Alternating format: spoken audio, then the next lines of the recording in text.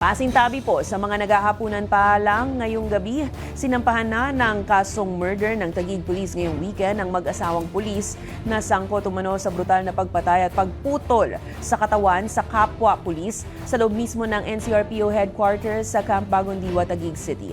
Kinasuhan ng dalawa na itinuturong responsable sa karumal-dumal na pagpatay kay Police Executive Master Sergeant Emmanuel Diases ng Puerto Princesa Provincial Police Office noong November 28. Ayon kay PNP spokesperson Brigadier General Jean Fajardo, itinuturing ang babae na sangkot din sa krimen dahil nasa lugar siya ng patayin at pagpuputulin ang katawan ng biktima. Kasama rin ang babae ng dalhin ng mga putol-putol na katawan na nakasilid sa dalawang sako patungong ancestral home ng kanyang mister sa Baguio City.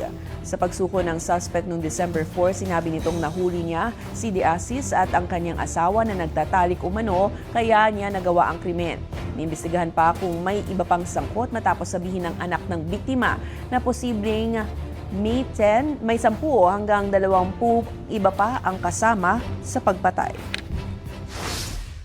The husband instructed his wife to get a hakso doon sa taas, and she was present at the time of the killing at during the mutilation. Medyo trauma yung hindi makausap yung babae, so meron na rin namang abogado, so ang nagsasalita lang is yung lalaki. Let the PNP handle the investigation. Kung meron siyang maitutulong, sinasabi niya na train siya, tulungan niya na mabigyang hustisya. Hindi niya pa pwedeng ilagay yung batas sa sarili niyang kamay.